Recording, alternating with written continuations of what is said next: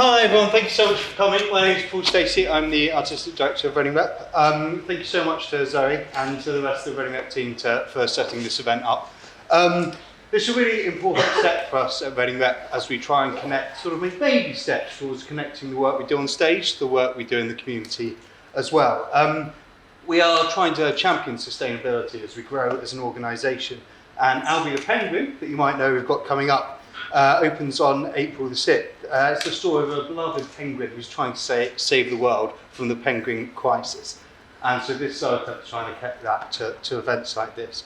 We know that climate activism today is hugely driven by the knowledge and passion of our youth. And Reading Rep wanted to find out more about the efforts of young people in trying to challenge the global issue. This entire panel will be recorded and shown on our YouTube channel as part of our panel series Reading Rep Talks, which you'll hear more about soon. Please do subscribe if you haven't already, and it will be part of the package for the membership scheme that we've just launched as well, which I'm sure you'll hear more about. And now, time to welcome Dr. Holly Ayres, postdoctoral research assistant in polar climate, sea ice, Southern Ocean at the University of Reading. Holly, thank you so much.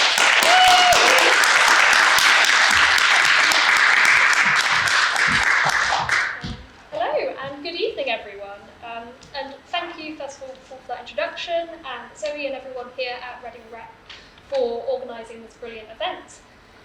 So we have our four amazing young climate activists on the panel tonight from Reading School. We have Isha,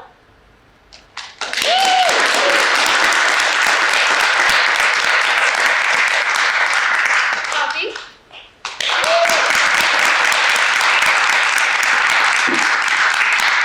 Akash,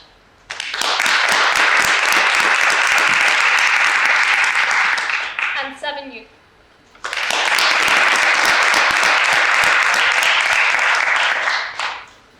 Brilliant. So, climate change affects everybody, all ages, local, global, individuals and businesses, impacting the economy, culture, agriculture, food supply, just to name a few. Scientists overwhelmingly agree that climate change is a human-caused problem, leading to irreversible impacts. We have a finite time to act, and of course, the future of this planet belongs to young people. So we'll start this evening with a panel discussion where I'll ask some questions to the panellists, and I really look forward to hearing your answers. Then towards the end of the session, I will open up questions to the audience, so please do think of anything that you would like to ask these brilliant panellists. And with that, we'll begin. So, just in a few words to start up the conversation. And it doesn't need to be too complicated. So what is your understanding of climate change? My understanding of climate change is the impact on the environment that humans have caused, and it includes the increase in temperature and the breaking down of the ozone layer. Yeah, what I think about climate change is that it's something that we caused that we could have stopped earlier, but because we've done it, now we have to face the fate and we have to try to fix what we've done. So I think that climate change is the warming and the drastic changes that are being made to our planet that are caused by human activity. Yeah, so climate change to me is the ice caps melting and the climate changing everywhere, and now we have to face our own consequences. Brilliant. And is this an important issue for you as young people? Is that for you? Yeah, I'd say it's quite important because many people around the world are being really affected really badly by it, and yeah. Yeah, I think young people are able to, I think they're generally more passionate about climate change, and I think they have the more willing and the time to, take action. So it's very important to young people. Yeah, I think it's better that the younger generation knows about this as well, because the older generation, what they've done is we didn't really know it at that time, but we've been decreasing the planet's health. But if we teach the younger generation at an earlier time, then they'll do much more about it when they're older. I think obviously it's a big problem. It's something that will affect everyone. and the more people know about it, the more we can change that and act on it. Brilliant. Is there anything that everybody can do? If we all just keep recycling, I think that's a very key point. Because even stopping littering as well is much better than just not doing anything. So everyone can make a difference. You may feel like, oh, I'm one person, I don't need to put that in the bin, what's the difference? Every person can make a huge difference. I think that's a key point. Yeah, I think like even if it seems so small, like just turning off that light or turning off that heater for like maybe today, like even that thing can make a difference. Yeah, so building off Ishan's idea, keeping the mentality of one person can change anything, like they could change the world, and even as Kash said, turning off the lights, you could save money for yourself and also carbon emissions for other people. Yeah. And do you think there are any generational differences, so young versus older generations, in opinions about climate change and the climate crisis? So I think recently younger generations have really been into it more and looking into it more. I think climate change's importance and how much people talk about it has increased dramatically, and the older generations haven't really thought too much about it. So now we're here and there are lots of problems. Yeah, just to add on to Ishan's point, that the younger generation can always do something about it because it's not too late, not at this point. Because if we keep going as we are, then it will be too late at one point. I think thinking from a economy perspective, so the government and adults will always have different perspective and different worries and needs to think about. So there always has to be a balance between climate and the economy. So I think the younger generation definitely has a different perspective and more willing to change. Yeah, I think the younger perspective has a much more willing an idea, and now we have much more technology, which would make it much easier compared to the older generations. Yeah. And what work do you know of specifically in your school is going on to tackle the climate crisis? So we've been thinking about putting all drinks into aluminium cans, and then, if you were to recycle them, you could compress them into like maybe a cube or anything, and then sell it for money. So we currently have all our LED lights. Most of our lights in our school are already LED, and so before they were using 200 watts per light, but now the total is below 200 watts. So that's really good. Our science block has been using solar panels as well, which creates a sustainable energy source, which is really good for the environment because we're not using fossil fuels or anything like that to get energy. And I think that in every classroom now there is a recycling bin, which is a step in the right direction, as well as the other things the other boys have mentioned. Brilliant. And do you feel like that's enough, or do you feel like we need to be doing more in the school? I think we need to be doing as much as we can, but at the same time we still need to make it possible. So it's you have to make changes at a sustainable rate. So you have to be able to keep it up, and it's about doing it for a long time, rather than today we're gonna just cut that. We're just not gonna use the lights. It has to be something you can keep up and make a rule that stays. Yeah, to add on to that, like the recycling we've been doing in our school is quite good already, but we could still up it up a notch and do more of it, because there's obviously still that litter on the floor or that can on the floor. So we have to keep the recycling going at a steady pace and make it even better. I think there's always going to be that something that we can scrutinize and definitely improve, but you also have to look at the cost to that. So yeah.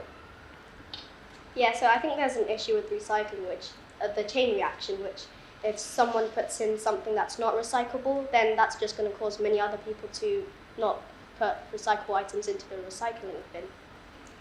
Brilliant. And going on to a larger scale, so thinking more for this country, what do you know of that's going on, initiatives for this country for tackling climate change?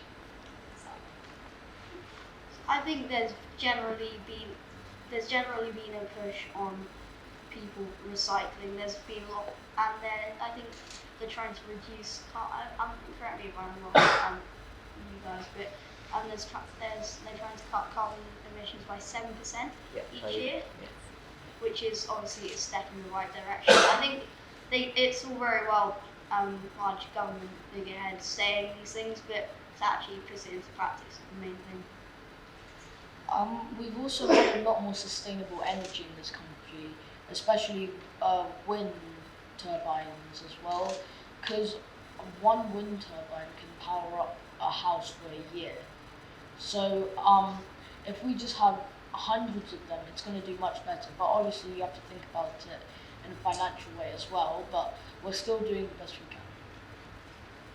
I think also there's been a large push for solar panels, and it can be good for the individual as well because you're also getting money back from it.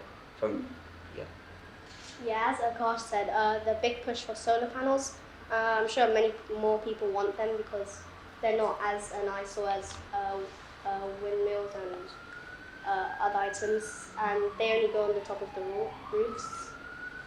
That's great, and so I guess that brings me on to my next question. Do you see any issues with these initiatives? Whoever wants the...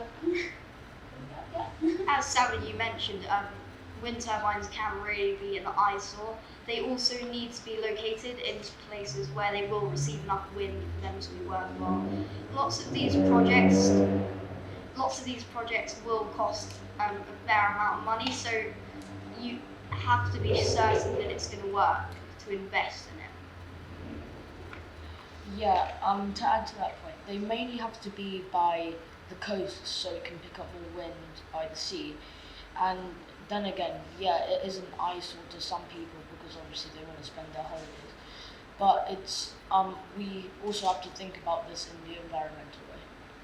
Yeah, I think solar energy, so especially in the winter in this country, you're not really getting much sun. So it's about cost versus efficiency. Yeah, so solar energy is probably one of the best ways to go. Wind comes quite often in the coast, so I guess that could help quite a bit. And do you think that we can do anything on a more local scale? So obviously we have these initiatives like solar panels and wind, but what can we do on a more local scale? Start on this side. Maybe we could work together with farms to make compost bins that collect gas from animal excretion. Then we could use that gas to use it for cooking, oil and mineral stuff. Brilliant. I think litter is a big problem globally as well as locally. So initiatives into looking at picking up litter and things like that. Yeah, so recycling is also a big thing locally because there is always going to be litter around. But we are doing a lot to help that go along. So it's always quite nice to see the certain person just picking up litter or recycling if they can. I think generally instilling an understanding of how you can help and what to do.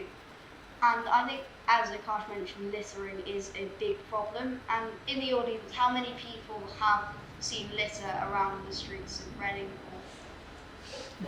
Yeah, pretty much everyone, right? Pretty much everyone, yeah. So that's obviously something that needs to change, and that's something that we can do locally.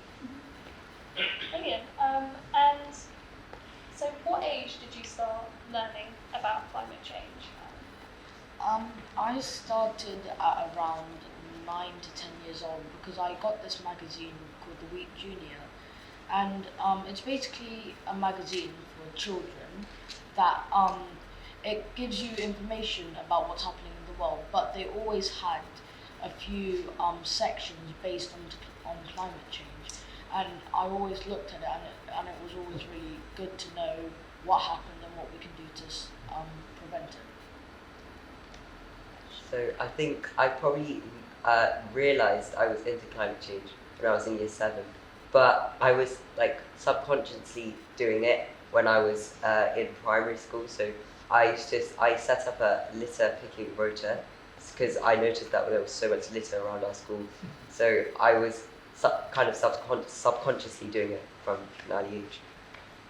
Yeah, so I started getting into climate change in year 6, so when I was like 10 to 11, when I read this book called Floodland, and it explained what would happen if all the ice caps would have melted. And yeah, I think that's just scared me a load, so I just wanted to help out. I think I first started thinking about climate change is when Greta Thunberg started with her protest. I think that also drew climate change as an issue to the rest of the world. I think that was a really big turning point. And did you hear more about the science of climate change first, or was it more kind of the activism side of things that you heard about first? It was more about the activism and then the science, but it was all like there wasn't a big gap between it. It was a really small, just a few, well, probably week gap, because the activism would hit the news before, and then due to the activism, you would obviously they would start to investigate it more, and then we figured out more data about it. So yeah, I agree with Harry. I think that the activism, it was what caught the media's eye. It drew attention to it, and then with the attention being on climate change, then the science was brought in, and then people started to understand about it. Yes. So I think that so as David said, that the activism did come first, but I do think the science is very equally important, because if you don't know how it works, then where's the willing, and why would you want to change it? I learned about the activism first, and then I started watching these David Attenborough documentaries. Then I started finding out about the science, and then with that technology, it just made me realise how much easier it would be. Brilliant. And did you find it something that's really scary, or did you find it an inspiring problem that we could kind of change? Who wants to go first? You have thoughts. Oh gosh. It was definitely scary at first, because I was quite young, and I'd previously not known about it, and I thought the world's going to end. But then I realised that there is actually a sense of optimism with what everyone's doing. Seven, you? Yeah, I found it quite scary at first, and then it was after a few months that I realised, well, anyone could make a difference. Like take Elon Musk for example, he's made a huge difference to the world. I found it a bit frustrating because we always could have done something about it, except we just didn't, and now it's gotten to a point where everyone has to drop in and do something because we've just ignored it until now. I think it is quite scary. It's like a big black cloud, like, oh no, the world's ending. But I think with time you learn about it and how you can help. But I think it is scary when you're given all these facts and what's going to happen, and then you're drawn into the side of what can I do to help, and it's really a lot less scary. And I guess that leads on to another question to the audience. Do you think climate change is scary? Put your hands up. Yeah, there we are. That's why you're all here, right? Okay, so do you think that the age that you learnt about climate change was a good age to learn about it, considering that it might have been a bit scary? I find it was a good age to find out about it, because it would have been frightening, but you would have also had the courage to do something about it. I think I think the younger the age, the better, because then from an earlier age you develop a stronger understanding of the issue, and more comfortable and you get into the habit of dealing with it. I think obviously with the scary part, you have to explain it in a different way. Like as mentioned earlier, Albie the penguin for like 3-year-olds, is it? Yeah. 3-year-olds. So obviously that's not that you're not telling the 3-year-olds the ice caps are melting, lots of penguins. No. So you're saying it in a positive way. You're explaining it, and it's good and it's well in their understanding. 7. Yeah, I think the age we learned about it was quite good because kind of at that age you felt like anything's really easy for you, like you could do anything. Yeah. Yeah, I think it was a good age, but I think people, at even younger age, it can be done passively because when you're really young, you're taking in everything that you see with your eyes and processing it. So if I was like 2 years old and I saw people picking up litter, that would definitely, help me, influence me like when I'm older. And so I guess that kind of links into the question of if you wanted to inspire young people, and I mean young people, I mean very young people, to care about the climate crisis, but it not be so scary, what would you suggest? What would you want to do? So, Vishan. And first of all, you have to lead by example. This isn't only in climate change, it's with most things. So the older people need to lead by example to teach the younger people. It also has to be made fun, I think. It has to be like something, oh, we want to go and do that. It's not like, oh, come on. It could be like slowly hinted into maybe cartoons or TV shows, so that the children at younger ages could they could build up those hints because they would still absorb the information. So they would absorb the information and then later on they could just remember this random fact about it that they couldn't really remember. Yeah, I think you can definitely be incentivized at a younger age. Like maybe, so for example, parents encouraging their kids. So if you pick up that litter, you get this treat, for example. Yeah, I think as Pavi said, it being hinted in TV shows would be really good, and it building up to make them understand the bigger hints, which would help out a lot. And yeah, those facts could also help out in the future. So if they wanted to become, as you are, a climate scientist. Brilliant. So more towards your kind of age, what would you think would be a good way to get young people in Reading community to get involved in more climate activism and care more about climate change? I'll start with Stephanie. That's quite hard. Maybe you could get. So I've seen these kind of weird balloon things, and they're made out of like a recyclable plastic. So maybe you could use one of those to say stop littering or something. It's kind of a campaign kind of Yeah. thing. Yeah, that sounds great. Oh gosh. I think everyone is pretty much aware of climate change, but I think that a lot of people are maybe too scared to take action. So I think creating a space where you feel safe and where you can do lots of great things. Yeah, so you could put up posters in certain areas, and that's say stuff like, please pick up your litter or recycle, or maybe slogans to save the world.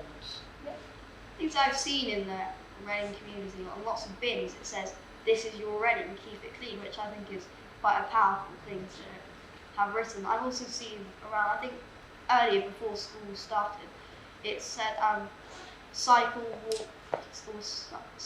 walk to school, and it was encouraging that, which is obviously good because it's cutting down on emissions.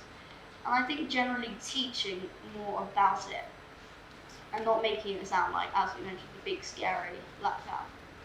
Sean, you mentioned before that you heard about it from Greta was one of your first kind of do you think that maybe we could use social media as well, maybe a local kind of social media campaign as well? Would that interest people?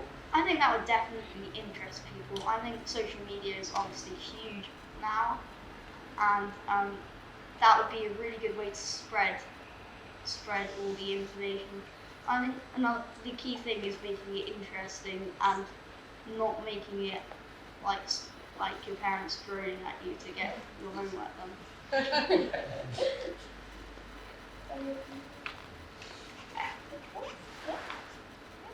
Well, yeah, it is a bit ironic that it's social media and we're all on our phones that is contributing to climate change. But I think, yeah, social media is very big right now, and it can definitely be used for good things, good causes.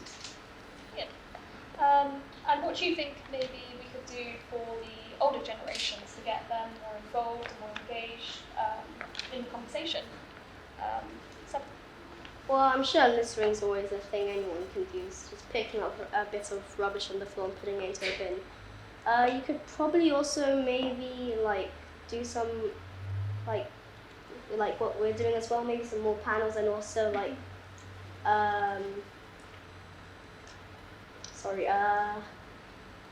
more activists control things. Yeah, that sounds brilliant. I think that kids definitely have to encourage their parents more to do like having talks about climate change and discussing what could we do to help the environment, like talks and things like that. Like we could make 5 or 4 minute short videos that describe one kind of part of climate change and what you could do to help it. So it's short, but then you understand it more than you would know. I think the general encouraging of helping is obviously really good, but also I don't know if this is too far, but saying that this problem has been caused by past generations, we shouldn't be the only ones clearing it up. So I think that could be a point.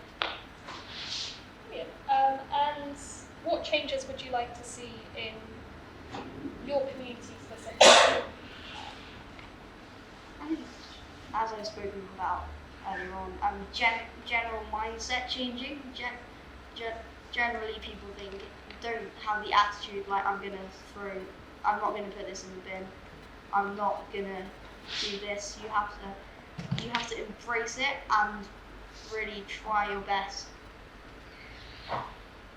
So doing stuff like, say if you just ate food and whatever you ate it in is still messy and you're going to go put it in the bin, or you put it in the recycling bin, that whole recycling bin is now, you can't use it.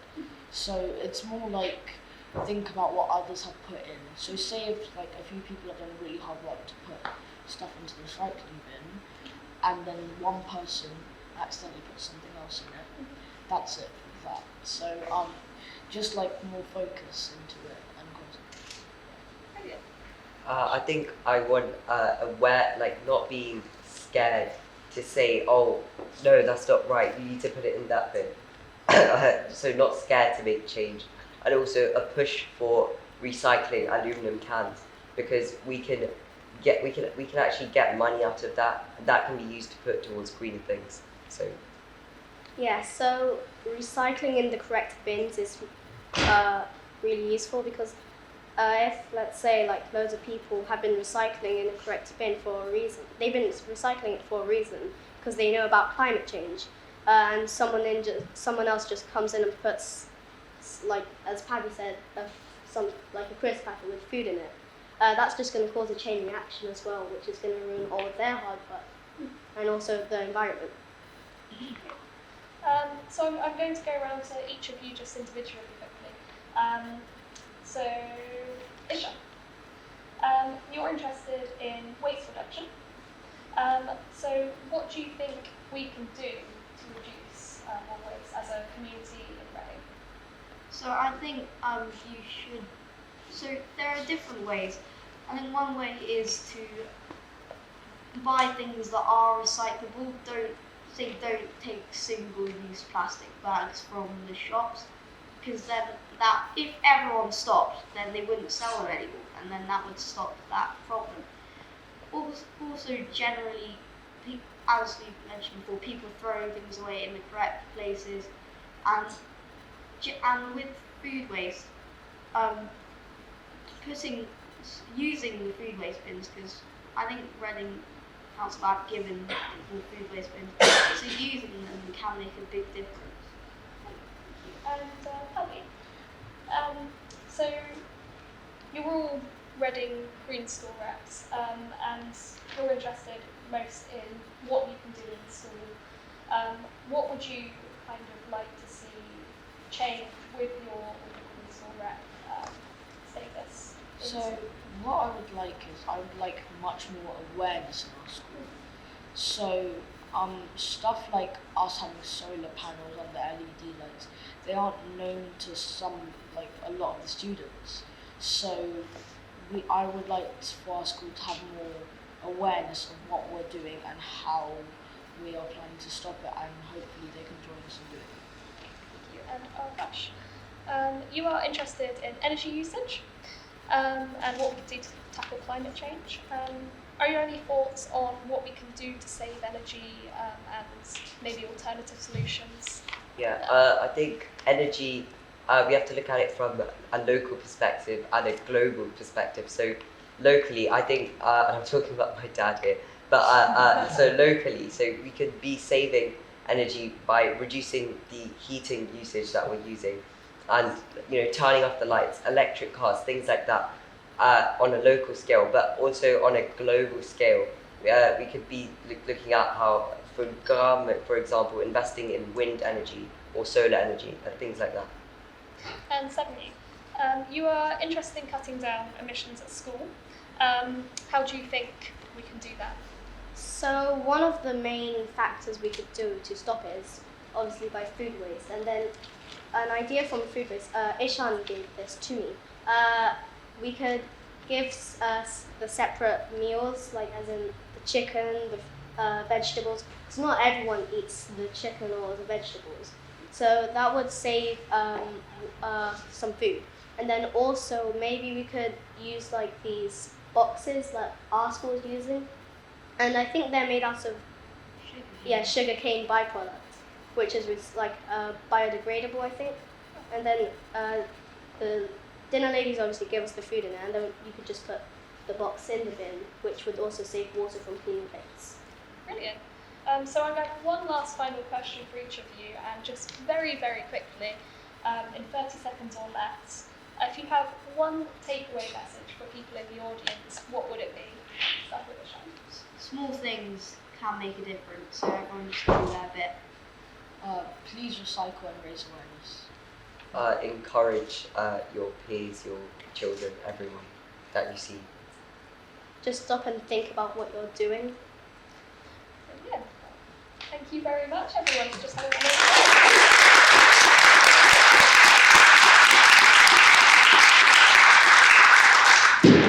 So I'm now going to open this up to the audience. Does anyone have any questions?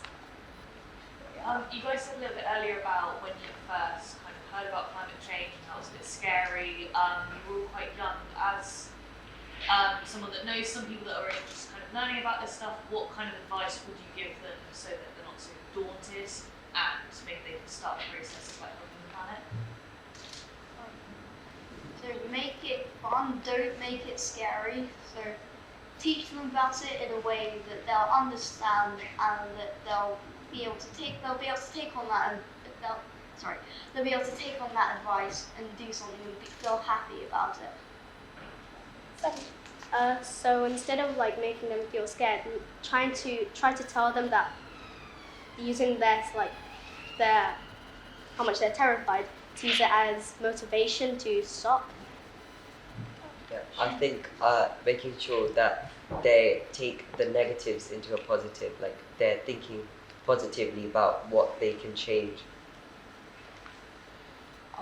So you can make it into maybe a reward system, so they don't really know much about the climate change, but they would still do the stuff to stop it, saying like recycling.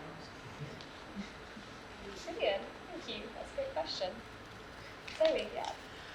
Javi, you mentioned earlier about how frustrated you were with the older generation for essentially us all leaving you guys in this mess, and I just wondered you all share those thoughts, and if you do, how you still manage to be inspired and do the brilliant work that you're doing without being held back by resentment and anger at the fact that we didn't do enough.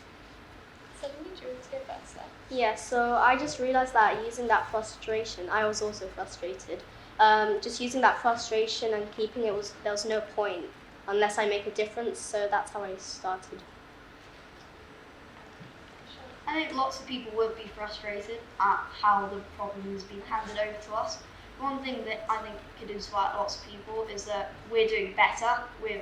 It's almost like if people are competitive, we're winning. We're like they're in second place. Yeah. Competition. I think there is always this sense of frustration, but I think the best way to go about it is just to, ignore it and think positive and, think about all the, how much change that we've created and how much we can do. The thing is, I was frustrated at first, but as it later went on, you realise that it really wasn't your fault, because if you really didn't know about it, then it really wasn't your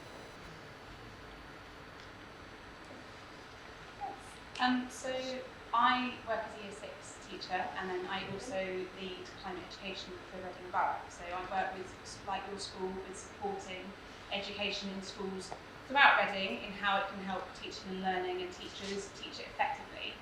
Can you describe or remember any lessons that you've had where you thought that's a really good lesson on climate change that's helped me in my class understand it? And if you haven't, how could teachers help you learn about climate change? I think recently in my geography lessons, we've been learning about the different time periods and how global average temperatures have been rising and falling, and how we've been able to measure that. So, for example, dendrochronology, which is about where you measure the distance in the wood of the tree to work out how long it's been. So I think understanding how climate change is brought about definitely helps me to encourage me to do change. Do you think that would have been helpful earlier on? Because I think you said you've only recently started learning a bit more about the science, or? I think it could definitely have been helpful earlier on, because if you think about it, if I don't know what it is I'm doing this thing or how it's happening, then I don't think personally I'd be encouraged to do it, really. I remember one of my lessons really clearly at school, because they told us about it, and some people still didn't understand. So we all got litter picking grabbers, and we took out bins and we just grabbed some litter off the floor, and even that made some people really happy because because we were doing something. So I wasn't really taught about it at school. I just kind of pieced puzzles together, and also, so as I said before, I read a book called Floodland, and then it was a class book. So our teacher was also explaining what was happening, but he didn't really point out the climate change problems that were causing it. So, like, at any chance there is, I think schools should try and point out about climate change. Like Sam, I don't really think I've had a lesson really about climate change. I think that if the lessons were practical, in a sense, if you were, like Holly said, going out picking litter, that could be a good way of showing how it's enjoyable and it makes you feel good. I also think you need to talk about the pros and cons. You do need to talk about the cons, because otherwise children won't understand that it's a problem. So I think you tell them about what's happening and what's going wrong, and then you should also talk about what is going on to help it. Do you think single-use plastic that you use in everyday life should be banned? I think, we should obviously try and stop using it. I think for that to happen, though, it can't just be a few people. I think, as I mentioned earlier, if lots of people stop using it and shops stop buying it, and then the industry, if you call it that, would just die out because it isn't funded. So I think, yeah, it's obviously very bad for the environment, single-use plastics, and I don't think we should use them. I think single-use plastic should be banned as well, but I think there are like items that we use every single day that are single-use plastic. So I don't really think that it can be like almost banned, because almost everything we use, I'm sure you've used something that's single-use plastic today. Yeah, so single-use plastic is so much implemented into society already. It's going to be hard to, come out of that very quickly, but it can be done, I think, over a long time period. The thing about single-use plastic as well, if, said the industry for that dies out, then obviously stuff like reusable bags are probably going to go come back up even higher.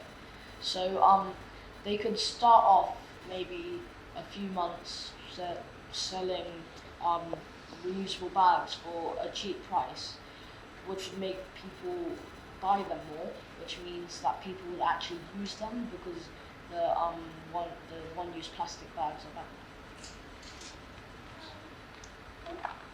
So Pavi said that reusable items would become cheaper. I kind of disagree, because well, there would be more of a demand for reusable plastic, so I think the prices would go much higher.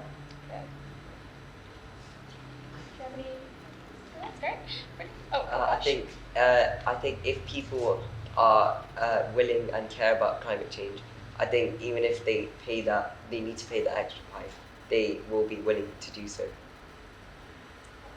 Any more questions at the back there? So growing up for me personally, I was never exposed to or had access to learning about climate change really, outside of the odd David Attenborough documentary or Crocodile Hunter or something. So I was just wondering if there's any mediums, TV shows, like you mentioned, the magazine you read, anything like that you have come into contact with that you either recommend to us or you think should be built into your school curriculum or should just be exposed to younger people in general? So I think there's always BBC Planet and BBC Bite Size, which I think helped our generation quite a bit. I can't really remember any TV shows or animations that had climate change, like mainly about climate change. I think there were like some hints, obviously, but there weren't really any main climate change shows for me. So now that I think about it, I think it is a shame that there aren't that many, climate programs out there, and I definitely think that there should be more out there. And I'm also I've come across a website, but I've forgotten the name. It actually encourages you to if your school signs up to it, you get it's like a point reward system that encourages children to when they complete something environmentally friendly. Is it the green slide stuff or is it Planet Sibley? Is that the one? No, I don't think so. I think, but yeah, something similar to that.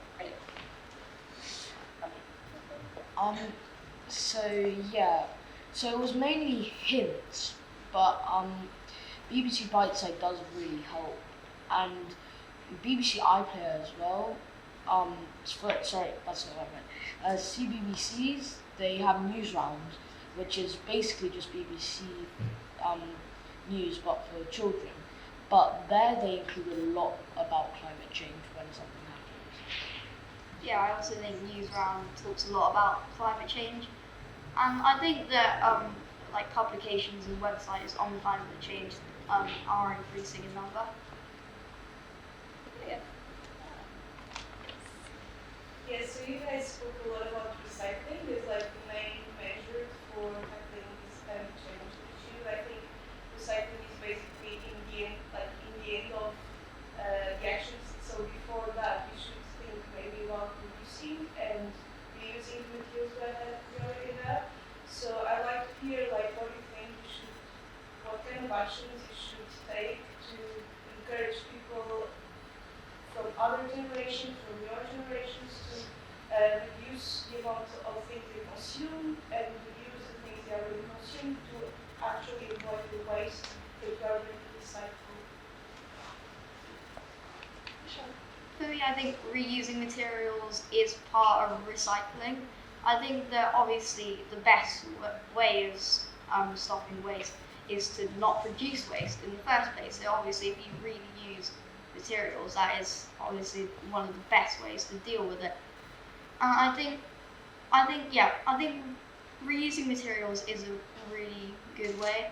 I think when we talk about recycling being a key point, once you have the waste, recycling is the best thing to do. Once the waste is there, if you produce waste, recycling is the best way to go. But if you can stop producing the waste, then that's even better. I think the government can definitely do more incentivization to, reduce consumption of certain, like for example, like gas. So I think the government can definitely do more there to help stop the consumption. So I think the thing about reusable materials is you have to use recycled materials. So I think that's when recycling and picking up rubbish really comes in a lot. As well as with the consumption part, there are a lot of wrappers and everything that are just plastic wrappers, which it's difficult to find a substitute for that. But the best thing we can currently do is recycling. Brilliant. Thank you very much. One last question just in the centre here. I think living in Reading is relatively small. I think we can kind of walk to places quite easily. So I don't think we can really justify the amount of people who are driving around there. So I was wondering if you considered any kind of ways to encourage people to drive less. I think that's a really good point. So Reading, you can walk to most places if you live in Reading. And also there's a really good bus service. So Reading buses, they have buses which will take you pretty much anywhere in Berkshire. I'd go that far. I think that is a really good incentive, if you like, of not asking people not to drive. And I think if we make just the streets and pavements nicer, like I'll go to talk about it again, but no littering, no litter on the ground, make people enjoy the fresh air and walking about. I was actually in a traffic jam getting here, and I was thinking, I saw so many cars and there was so much pollution created. I think we could get those, the Santander bikes in London. So I think if we reduce the cost and bring stuff like that into smaller towns, cycling, encourage cycling, walking, public transport. Yeah. Yeah, so for cars, I think there's only one thing that people can't get rid of, which is driving to really far places. And obviously you could take the train, but I don't think people are willing to move as much. If they have this transport which is free to them, why wouldn't you use it? But at the cost of the environment. Then again, instead of, if you're planning to reduce the emissions, we don't need to get rid of cars. It's more about the diesel cars, because we always have electric cars as well. Yeah. Well, thank you all for your brilliant questions. And sorry, Ishan, would you like to? Oh, I just thought Mr. Robson had a question. Oh.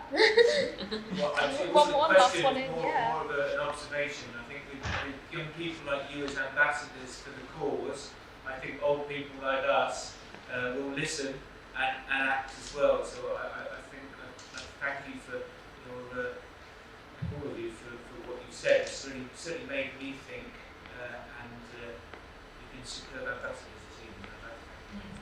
Thank you. And if everyone could just give a round of applause.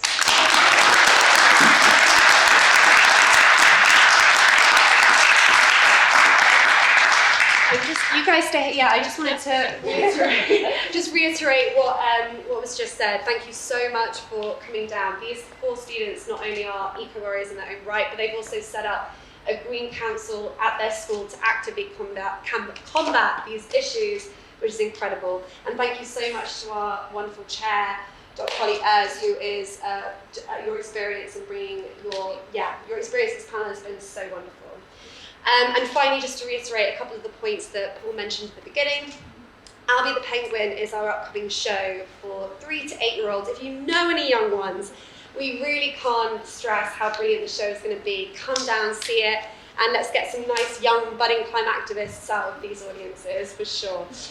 Also, we have a membership program that's launching on Friday. So if you enjoyed this event tonight and you want access to more events here at the theatre, please do take a look on Friday. It'll be across all of our socials and on our website.